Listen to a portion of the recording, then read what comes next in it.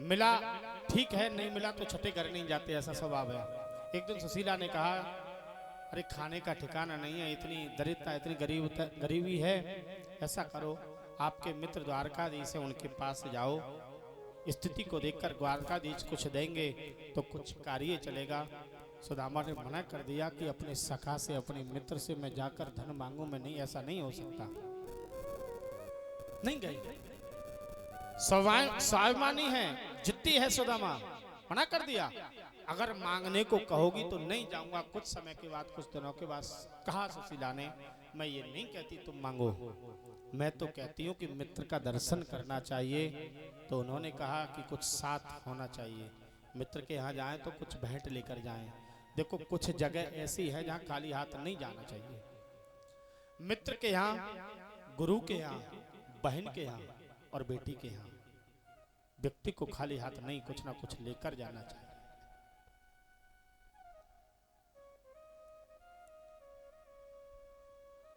सुशीला चाहती सज्जनों, अगर वो मांगती तो थोड़े नहीं, बोरी भरकर, ट्रक भरकर चावल तंदुल उसके यहाँ आ जाते, लेकिन 4 घरों से 4 मुट्ठी चावल मांगे, फटे हुए कपड़े में बांधे और दे दी जाओ। और सुदामा चले, पतला दुबला ब्राह्मण द्वारका में पहुंचा और द्वारका में जाकर पूछ लिया, कृष्ण महल, द्वार पर पहुंचा, द्वारबानों से कहा कि कृष्ण सखा हूं मैं, कृष्ण से, द्वारकाधीश से मिलना चाहता हूं। द्वारपालों ने सुदामा को देखा और प्रसन्न हुए कि हमारे द्वारकाधीश के सखा तो ऐसे ही होते हैं, लेकिन विश्राम का, भोजन का समय है, भोजन का, इसलिए आप ठहरो। वैसे तो आदेश है कि कोई ब्राह्मण को और संत को द्वारका में आज्ञा लेने की इच्छा नहीं है, लेकिन फिर भी भोजन का समय में आज्ञा लेकर आता हूं, आप बैठो। सुदामा खड़े और जाकर उस द्वारपाल ने प्रभु को बताया, से पगा न जगा तनु पे, प्रभु जाने को आहे बसो के ग्रामा, धोती फटी सिलटी दुपटी, और पाए उपा नह की सम, द्वारे खड़ो दुज दुर्बल एक, रहो चक सो वसुधा अभिराम, पूछत दीन दयाल को धाम, बताबत अपनो नाम सुदामा। सुदामा नाम सुनते ही द्वारकाधीश जैसे बैठे दौड़ पड़े, मुकुट नहीं, चरण पादुका नहीं, सैनिकों से, मंत्रियों से टकरा गए, पटका गिर गया, सुदामा सुदामा सुदामा, द्वार पर आए सुदामा, और सुदामा कृष्ण का यहाँ पर मिलन अंक में लगा लिया। सुदामा को रथ पर बिठाकर द्वार तक ले गए, महल तक ले गए और जाकर अपने सिंहासन पर बिठाया, चरणों में बैठे। सुदामा ने कहा, द्वारकाधीश कन्हैया, कृष्ण यहाँ नहीं, यहाँ बैठो।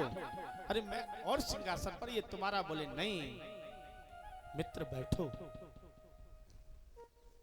रानियों को आदेश दे दिया, जल लेकर आओ। जल आया, एक परात में पैर रख के चरण धोने के लिए, और जब चरणों को देखा, देख सुदा माँ की दीन दशा, करुणा करके करुणा निधि रोए, और पानी परा तय को हाथ छुओ नहीं, नैनन के जल सो पग धोई। देखकर विवाई फटी हुई हैं, कांटे लगे हैं, अश्रुओं से चरणों को धो दिया, चरण धोए, हाल चाल पूछा, मित्र कैसे हो? सही हो। सुदामा का एक ही जवाब कि संसार में मुझसे ज्यादा सुखी और कोई नहीं है। अरे जिसका सखा स्वयं कृष्ण, मेरे द्वारकाधीश ईश्वर, उसे फिर किस बात की कमी है? और क्या चाहिए? संपत्ति से धनवान नहीं होते। संपत्ति सुख दे सकती है, लेकिन शरीर में अगर दर्द है, संपत्ति से साधन आपको मिले तो डल्लप के गद्दों पर और एयर कंडीशन एसी लगी हुई हो, उस रूम में भी आपको निद्रा नहीं आएगी, सुख की प्राप्ति नहीं होगी। संपत्ति सुख नहीं देती, सुख तो साक्षात कृष्ण है, साक्षात ईश्वर ही सुख है। क्या कमी? वही किया, मुझसे ज्यादा कोई सुखी और नहीं। लेकिन कृष्ण कहते हैं मुझे पता है, तुम्हारी दशा देखकर मालूम पड़ता है कि कितने सुखी हो। स्नान कराकर नए वस्त्र आभूषण पहनाए, बिठाया, भोजन इत्यादि की व्यवस्था। आप उसमें चर्चा चली कि अप ब्रह्मन गुरुकुलात् भवता लब्धि दक्षिणा समावृत्तेन धर्मज्ञा वायुटा सदृशीनव। सुदामा कहते हैं भैया बहुत दिनों के बाद मुलाकात हुई, मिलना हुआ कि समावृत्तेन धर्मज्ञा, जब हमारा समावर्तन हुआ यानी अलग हुए, आप अपने घर में, अपने घर, आप द्वारका के राजा बने, मैं अपनी कुटिया का राजा हूँ। सुदामा ने से पूछ लिया कृष्ण कि भैया आपका विवाह हुआ? बोले हाँ विवाह हुआ। तेरी भाभी, उसका नाम सुशीला, 4 तेरे भतीजे हैं। बोले आपने विवाह में बुलाया नहीं? तो सुदामा ने बहुत सुंदर जवाब दिया, बोले मेरा तो एक हुआ और तुम्हारे इतने 16,108 आपने कभी बुलाया? बोले भैया मेरे विवाह नहीं हुए, सुबह को जागने पर ये नहीं पता कि क्या होना है और शाम को बहू घर में आ गई, ऐसे विवाह हुए। कृष्ण पत्नियों ने प्रणाम किया। अब 16,108 पत्नी की मैं रुक्मिणी प्रणाम करती हूँ, सौभाग्यवती बाबा, मैं जामवती प्रणाम करती हूँ, सौभाग्यवती बाबा, सत्यभामा प्रणाम करती हूँ, सौभाग्यवती बाबा, दुगला पतला ब्राह्मण 500 पत्नियां ही प्रणाम कर पाई कि हाथ थक गया। कन्हैया को बुलाया, बोले कन्हैया इधर आ। कान में कहा, बोले ये पत्नियां सब तेरी हैं? बोले हाँ सब मेरी हैं। बोले सोचा कोई आस पड़ोस के कोई महापुरुष आता है, कोई रिश्तेदार आता है तो पड़ोसी भी आ जाते। बोले नहीं सब अपनी है। बोले सब प्रणाम करेंगे तो मेरे तो बस की है नहीं इतना आशीर्वाद, हाथ उठाऊं? बोले सबकी तरफ से तू ही प्रणाम कर ले। ये भारत वर्ष के ब्राह्मण का गौरव है कि भगवान से भी कह दिया कि मुझे प्रणाम कर लो। और मेरे गोविंद ने यही कहा कि जो जल जो चरणों तक था वो महलों में छिड़क पाया। और गोविंद ने यही कहा है कि विप्र प्रसादा धरणी धरो हम, विप्र प्रसादा कमला बरो हम, विप्र प्रसादा अजिता अजितो हम, विप्र प्रसादा मम नाम नामः। विप्र यानी ब्राह्मण साक्षात मैं हूं। स्वागत किया। भगवान ने कहा कि देखो मित्र, भाभी ने कुछ ना कुछ दिया होगा, बताओ लेकिन संकोची ब्राह्मण कैसे दे? तो भगवान ने हाथ डालकर पोटली को खींचा और जब खोला, चावल देखे, तंडुल, एक मुट्ठी अक्षत लेकर पान किया। एक लोग दिया, सुदामा को नहीं पता, दूसरा खाया, दूसरा लोग दे दिया, तीसरा खाने को हुए कि रुक्मिणी ने रोक दिया। और रुक्मिणी ने कहा कि आज इस ब्राह्मण पे इतने दयावान हो रहे हो? एक वो भी ब्राह्मण था जो आपकी छाती पर लात मार कर गया। तो भगवान ने मनी मन मुस्कुरा कर कहा, बोले एक वो भी ब्राह्मण था जो आपकी पत्र का मुझे दे के गया, ना देता ना आप यहाँ पर मेरे पास होते। शांत। रुक्मिणी ने प्रत्यक्ष में कहा कि कन्हैया इतने ही खाओ, कच्चे चावल जो नुकसान देंगे। रोक दिया। सुदामा ने बोले कन्हैया बस बस, कन्हैया को कुछ नहीं पता, भगवान देते हैं तो भक्त को पता नहीं लगता। चर्चा हुई, कुछ दिन यहाँ पर विश्राम किया, जाने की अनुमति मांगी तो जैसे आए थे कन्हैया ने वैसे ही विदा कर दिया, सोचते हुए कि कन्हैया ने कुछ दिया नहीं, सुशीला की इच्छा दी। लेकिन यहाँ पर कुछ नहीं मिला। जब अपने नगर पहुंचे तो अब यहाँ नगर इनकी कुटिया नहीं है, यहाँ तो महल बने खड़े हैं। सुदामा मंदिर देख डरे, यहाँ तो हती मेरी छोटी झुपड़िया, अब कंचन महल खड़े। पूछा लोगों से ये कौन सी नगरी है कि सुदामापुरी। बोले इसके राजा कौन है? बोले राजा नहीं है भैया, बोले ब्राह्मण है। क्या नाम है? सुदामा। तो फिर विचार किया कि सुदामा नाम तो मेरा ही है। बोले अपने सुदामा जी को बुलाओ। वो द्वारका गए हैं, समझ में आ गया ये सब मेरा है। बोले उनकी पत्नी है, बच्चे हैं, तो पत्नी को बुलाओ। पत्नी जब सुशीला को पता चला सुदामा जी आए हैं तो सज धज कर, दासियां साथ में हैं, स्वागत के लिए थाली लेकर जब आई, सुदामा द्वार पर खड़े। अब सुशीला नहीं है, राजसी वस्त्र, अनेक प्रकार के आभूषण पहने हुए हैं, स्वर्ण थाली, उसमें दीपक, अक्षत, पुष्प और मिष्ठान। सुदामा के स्वागत के लिए सुशीला ने चरण छूना चाहा, सुदामा पीछे हटे। सुशीला ने कहा प्रभु आप पहचानते नहीं हो, मैं आपकी पत्नी सुशीला। सुदामा हंसे, बोले सुशीला तुझे धन और दौलत चाहिए इसलिए कन्हैया ने तुझे धन दे दिया, मुझे नहीं चाहिए तो जैसा गया वैसा आ गया। अब तुझे धन मिल गया ना, है सोने की थाली में और चांदी की रोटी बनाकर खा, लेकिन मैं महलों में नहीं जाऊंगा। सुदामा महलों में प्रवेश नहीं किया, स्वयं कृष्ण को रुक्मिणी के साथ आना पड़ा। अपने चरण महलों में छोड़े और कहा सुदामा मित्र, ये धन का, ऐश्वर्य का, ये जो वैभव है, ये जो माया है, इसका प्रभाव तुम पर नहीं होगा। कृष्ण के कहने पर महलों में गए तो कृष्ण का ऐसा चरित्र सज्जनों। सुखदेव कहते हैं राजन, मेरे कृष्ण के मित्र ऐसे होते हैं, ऐसा दयालु है। और सज्जनों भागवत का 10वां स्कंद और कथाएं तो बहुत हैं, हर अनंत हरि कथा अनंता कृष्ण चरित्र में ही, लेकिन समय क्योंकि विदाई भी मंच को देनी है और हमारे विप्र बंधुओं ने थोड़ा होली का भी कार्यक्रम रखा है, इसलिए कुछ कथाओं को सूक्ष्म करके आपको सुनाता हूं।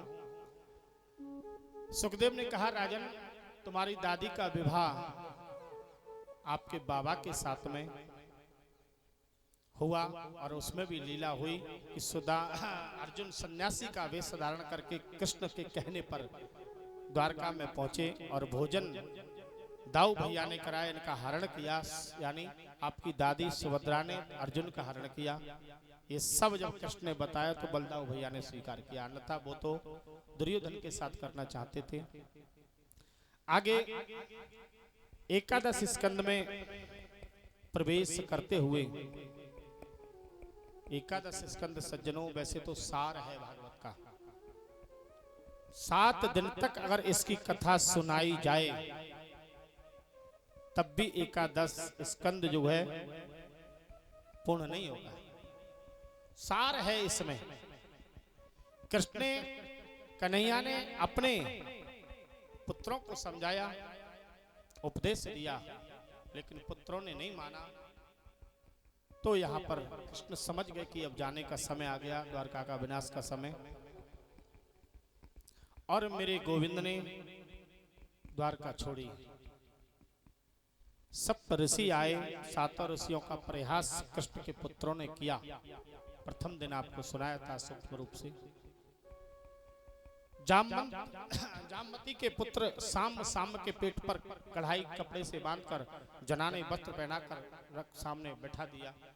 गर्भवती स्थिति है, पुत्र होगा या पुत्री है जानना चाहती है। ऋषियों ने देखा परिहास कर रहे तो श्राप दे दिया, मूसल उत्पन्न होगा, तुम्हारे वंश का विनाश करेगा। हाहाकार मचा, मूसल पिसवाकर वसुदेव ने, कृष्ण के पिता ने समुद्र में फेंकवा दिया। घास उत्पन्न हुई, दोनों तरफ धार वाली, उस घास से उखेड़ कर आपस में पटक पटक कर मदरा का पान करके आपस में लड़ झगड़ कर 99 लाख से अधिक की यदुवंशी समाप्त हो गए। और जब बलराम ने रोकना चाहा तो इनको मारने दौड़ पड़े। बलराम ने भी जाने का समय समझकर समुद्र में कंठभर जल में खड़े होकर अपने वास्तविक रूप में प्रकट होकर वैकुंठ धाम में पधारे। बोलिए शेषावतार बलदाम भगवान की। द्वारका डूबने वाली। अर्जुन से प्रभु ने कहा कि मेरी पटरानियों को यहाँ से मथुरा छोड़ो, वृंदावन राधा जी के पास में। अर्जुन लेकर गए, लेकिन भीलन लूटी गोपिका भई अर्जुन बेईमान। मार्ग में ही कृष्ण ने भील रूप धारण करके अर्जुन से अपनी पत्नियों का हरण किया, लेकर अर्जुन वापस आए, मुंह लटकाए खड़े।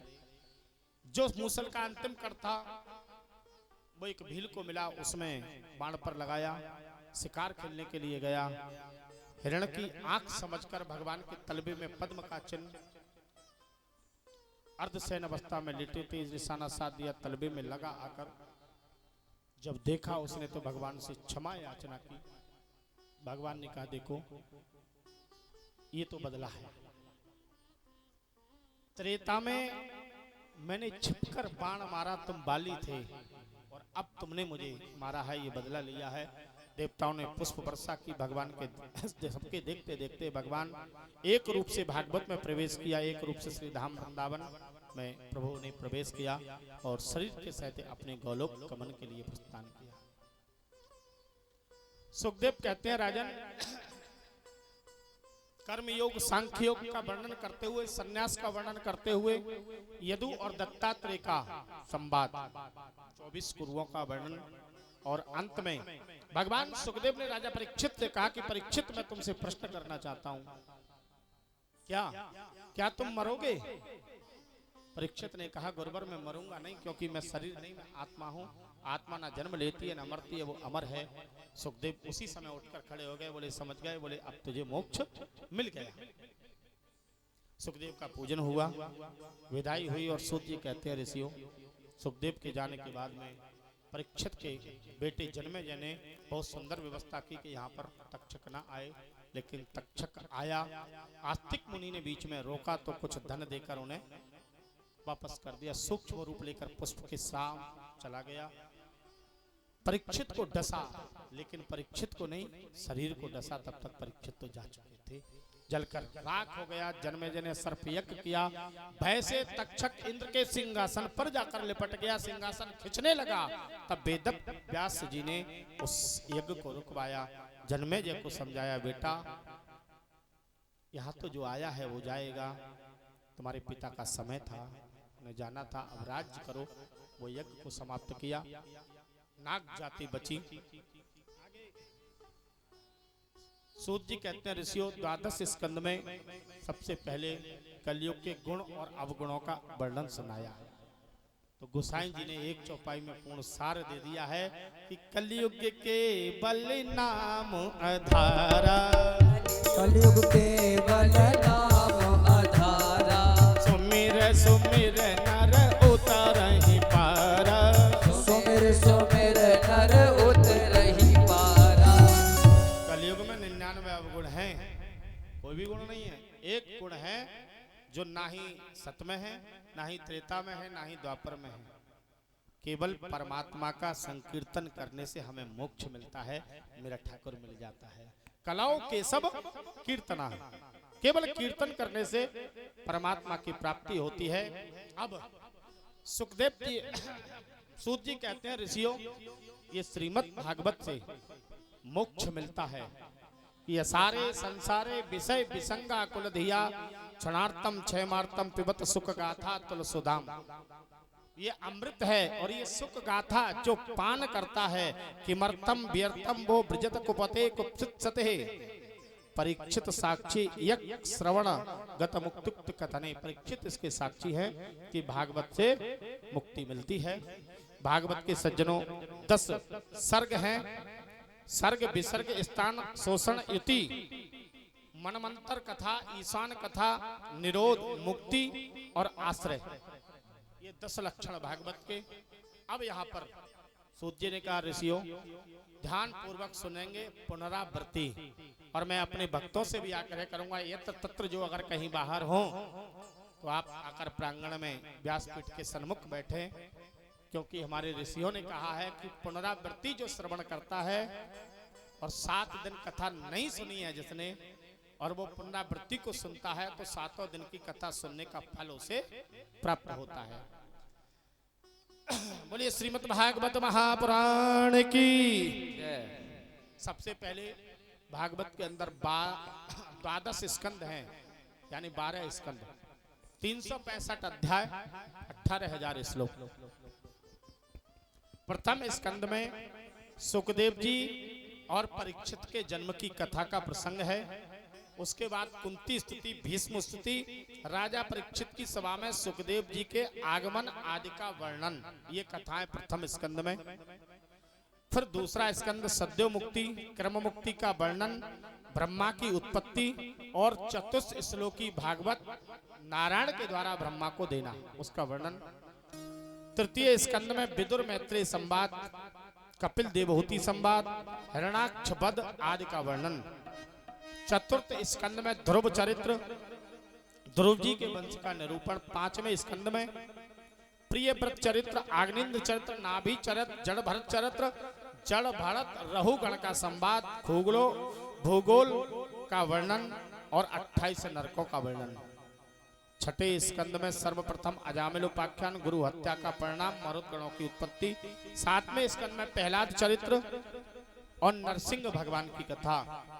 आठवें स्कंद में सूर गजेंद्र उपाख्यान, समुद्र मंथन, वामन चरित्र और मत्स्य अवतार की कथा। नवें स्कंद में सूर वंश का वर्णन, सूक्ष्म रूप से राम कथा, कृष्ण वंश का वर्णन और सूक्ष्म रूप से कृष्ण कथा। 10वें स्कंद में मेरे प्रभु की का जन्म और बाल लीलाएं, गोकुल लीला, वृंदावन लीला, मथुरा लीला, द्वारका आदि का विस्तार से वर्णन और प्रभु की करुणा कथा। 11वें स्कंद में नव योगेश्वर संवाद, कृष्ण उद्धव संवाद, यदुवंशियों को सांप लगने की कथा, यदुवंशियों के आपस में संघार और भगवान स्वधाम गमन और यद्धव जी का भद्र का आश्रम जाना। 12वें स्कंद में कलयुग के दुर्गुणों का वर्णन, नाम की महिमा का वर्णन और अंतिम उपदेश। सूत जी कहते हैं ऋषियों देकर यहाँ पर व्यासपीठ की विदाई, और अंत में सूत जी कहते हैं ऋषियों भागवत का कुछ क्षण में सार कि निम्न गानाम यथा देवा नामुच्यते यथा वैष्णवानाम यथा शंभो पुराणानाम इदम तथा। जैसे वैष्णवों में भगवान शिव श्रेष्ठ हैं, बहने वाली नदियों में गंगा श्रेष्ठ है, देवताओं में अच्युत श्री कृष्ण श्रेष्ठ हैं, ऐसे ही प्राणों में श्रीमद् भागवत महापुराण श्रेष्ठ है। क्षेत्राणाम चैव सर्वेषां यथा काशी हृणोत्तमः तथा प्राणभृतानां श्रीमद् भागवतम द्विजा। जैसे क्षेत्र में काशी, वैसे ही प्राणों में भागवत सर्वोत्तम और पुराणों का तिलक है, वैष्णवों की ये धरोहर है, सर्व कल्याण करने वाली, मुक्ति देने वाली श्रीमद् भागवत। अंत में नाम महिमा का वर्णन। तो इस श्लोक को सभी लोग साथ बोलेंगे, पहले मैं बोलूंगा और फिर सभी लोग बोलना मेरे पीछे। नाम संकीर्तनम यस्या, नाम संकीर्तनम यस्या, सर्व पाप प्रणाशनम, सर्व पाप प्रणाशनम, प्रणामो दुख समनस्तम, प्रणामो दुख समनस्तम, नमामिं हरिं परम, नमामिं हरिं परम। सूत जी कहते हैं ऋषियों नाम संकीर्तनम यस्या, केवल भगवान का नाम लेने से, संकीर्तन करने से सर्व पाप प्रणाशनम, हमारे जीवन के जो पाप होते हैं उनका नाश हो जाता है, पाप नष्ट हो जाते हैं। प्रणामो दुख समनस्तम, भागवत सुनना तो बहुत दूर की बात, भगवान का नाम लेना तो बहुत दूर की बात, केवल भागवत को दूर से प्रणाम करने से दुख समनस्तम, दुखों का विनाश होता है। ऐसे श्रीमद् भागवत महापुराण को हम लोग प्रणाम करते हैं। सभी लोग मस्तक झुकाकर प्रणाम करेंगे। और श्रीमद् भागवत कथा अन्यत्र हम लोग यत्र तत्र हमारे भारतवर्ष में होती रहती हैं और सब लोग सुनते रहते हैं।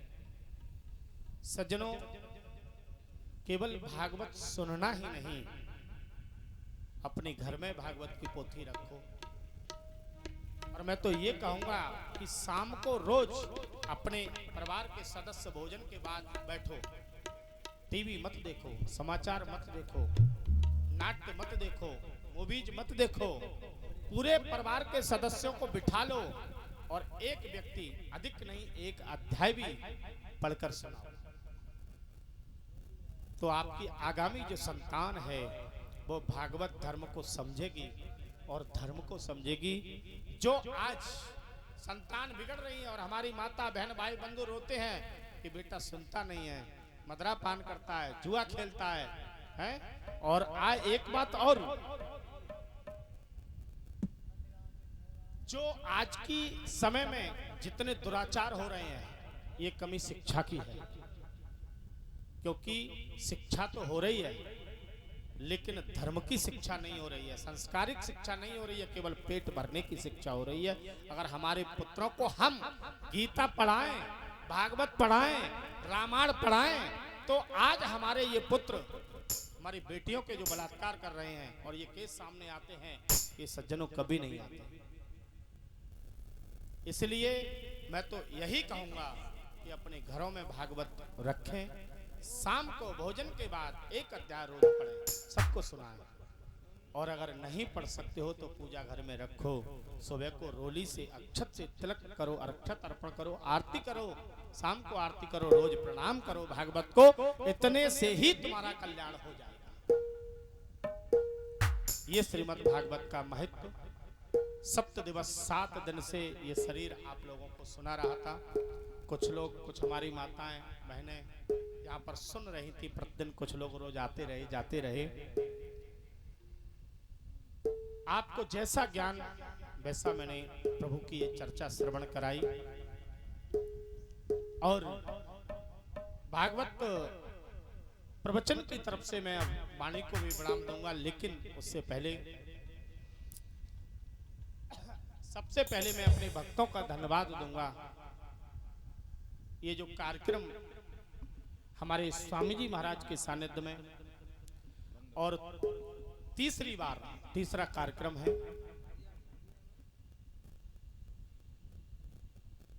जिसमें पितृ शांति के लिए और पितृ पक्ष में ऐसा विचार हम लोगों के मन में आया, तो हमने सोचा क्यों ना श्रीमद् भागवत कथा ज्ञान यज्ञ, क्योंकि भागवत प्रेत मोक्षदायिनी है और पितरों को शांति देने वाली भी है, मोक्ष देने वाली है, तो क्यों ना पितृ पक्ष में पितरों के निमित्त कथा करें, और वो भी गंगा तट पर।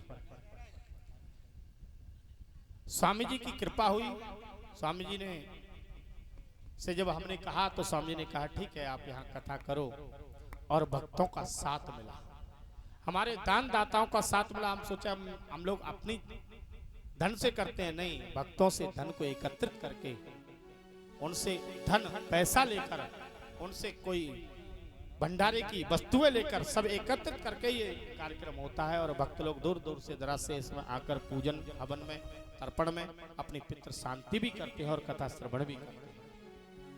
उनकी पितृ शांति होती है, पितृ दोष दूर होते हैं, और हमारा मन थोड़ा शांत हो जाता है कि गंगा तट पर कम से कम हमारे भक्त इस कार्यक्रम के माध्यम से आ गए। तो अपने भक्तों का मैं हृदय से इस मंच से सबसे पहले धन्यवाद करूंगा कि वो इसी प्रकार हमारे मन को आगे बढ़ाते रहें और हमारे विश्वास को आगे बढ़ाते रहें और साथ देते रहें, क्योंकि कार्यक्रम जो है बिना धन के नहीं होता, और धन एक व्यक्ति पर नहीं, जब थोड़ा थोड़ा सब लोग एकत्रित करते हैं, समूह जुटता है, तब ये कार्यक्रम बढ़ता है, तभी कार्यक्रम हो पाता है। उसके बाद मेरी कमेटी के सदस्य हैं, मैंने एक सम्मति अपनी बनाई और विचार किया कि क्या नाम दो समिति को, तो श्री गंगा सेवा समिति के नाम से मेरे मन में विचार आया और मैंने तैयार किया। इसका स्थान कोई नहीं है, चलित समिति है। हम लोगों का इस सम्मति का विचार की जगह जगह जाकर कार्यक्रम करना, तीर्थों में लोगों को ले जाना, जिससे उनको पुण्य लाभ मिले, उस कार्यक्रम के माध्यम से कुछ सेवा होना, संतों की सेवा होना, भोजन इत्यादि से, और इसमें कुछ मन और बनाया कि गरीब जाति से कोई मतलब नहीं, केवल गरीब व्यक्ति की, ऐसा कोई गरीब है जो अपनी कन्या को पढ़ा नहीं सकता, तो थोड़ा बहुत उसकी शिक्षा की व्यवस्था हमारी समिति के द्वारा हो। गरीब की कन्या के विवाह में थोड़ा सा अंश इन कार्यक्रमों के माध्यम से समिति के द्वारा दिया जाए, हमारे भक्तों के द्वारा दिया जाए। और थोड़ा थोड़ा ये प्रारंभ अभी बहुत तो नहीं है, लेकिन थोड़ी थोड़ी शुरुआत हो चुकी है, क्योंकि परोपकार परम धर्मा, परोपकार से बड़ा कोई दूसरा धर्म नहीं होता। कथा तो हम भारतवर्ष में करने को बहुत जगह है। मेरा विचार एक है कि एक गांव में अगर एक बार कथा की तो ये शरीर का जीवन निकल जाएगा। भारत तो बहुत बड़ा है, उत्तर प्रदेश के गांवों में भी कथा नहीं कर पाएंगे, तब तक जीवन समाप्त हो जाएगा। बड़ी बड़ी व्यवस्थाओं से कथा करते हैं, लेकिन तीर्थ स्थलों पर कुछ परोपकार के लिए अगर हम करें तो ये हमारा धर्म है और हमारे भक्तों का कल्याण है, हमारे यजमानों का कल्याण है। तो हमारी समिति में कुछ लोग, हमारे मेरे मित्र सहपाठी, जो मेरा साथ देते हैं इस धन को एकत्रित करने के लिए, यजमानों को जागृत करने के लिए, दूर दूर चलकर 1 महीने तक ये कार्यक्रम 29 तारीख को प्रारंभ हुआ है। उससे 1 महीने पहले से समिति के लोग जो है हमारे कार्यक्रम नहीं किए, उन्होंने घर का कोई कार्य नहीं किया। सुबह निकल जाना, शाम को आना और क्षेत्र में भ्रमण करके लोगों को जागृति देना, कार्यक्रम के बारे में बताना, उनको जोड़ना और उन्हें यहाँ तक बुलाकर लाना। बाद में जिसका सौभाग्य है वो आ जाते हैं और जिसका दुर्भाग्य वो इतने पर भी नहीं आ पाते, क्योंकि जा पर कृपा राम की होई, प्रभु की कृपा होती है। बिन हरि कृपा मिले नहीं संता, अरे हरि की कृपा होगी तभी तो इस कछला घाट के, गंगा घाट के संतों का दर्शन, तपस्वियों का दर्शन होगा, वैसे थोड़ी हो जाएगा। लेकिन फिर भी लोग साथ देते हैं। हमारे मेरे मित्र हैं और सहपाठी, एक साथ हमने शिक्षा की है। श्रीधाम वृंदावन में एक साथ गए, रहे, शिक्षित हुए और एक गुरु के शिष्य आचार्य अनुज कुमार मिश्रा जी, इनका बहुत सहयोग रहता है। सब कुछ छोड़ देते हैं, सब कुछ भूल जाते हैं। मन से, तन से और धन से, तीनों प्रकार की ये सेवा इस कार्यक्रम में करते हैं कमेटी में, और पूर्ण जिम्मेदारी उठाते हैं। मुझे कोई चिंता नहीं है कि धन कितना है कितना नहीं है, कम है तो चिंता नहीं है, ज्यादा है तो चिंता नहीं है। कम है कहां से आएगा इनकी जिम्मेदारी, व्यवस्था कैसे होगी इनकी जिम्मेदारी, मुझे तो केवल कथा करने से मतलब है। और सहयोग नरवर के विद्यार्थी रहे, आचार्य कर चुके हैं। आचार्य छवि कृष्ण उर्फ शिवम बैजोई निवासी हैं, यादव कॉलोनी के हमारे अनुज भ्राता, इनका भी भरपूर सहयोग रहता है साथ में। और एक सहपाठी इस समय यहाँ पर है नहीं, कार्य के निमित्त गए हैं, पंडित रावेंद्र पाठक जी, उनका भी सहयोग बहुत रहता है और साथ देते हैं। 5वें सहपाठी पंडित राहुल शास्त्री सामने बैठे हैं। घर की जिम्मेदारी होने के बाद भी घर को छोड़कर ये कार्य करते हैं और सराहनीय कार्य इन लोगों ने साथ में किया है। तो मैं तो यही कहूंगा, और सबसे पहले तो अपने गोविंद से, अपने माधव से, द्वारकाधीश से के चरणों में प्रणाम करते हुए इनकी तरफ से सबकी, कि प्रभु मेरे इन सहपाठियों को हमेशा ऊपर वृद्धि देती रहे, ये हमेशा स्वस्थ रहे और थोड़ा धन भी दे।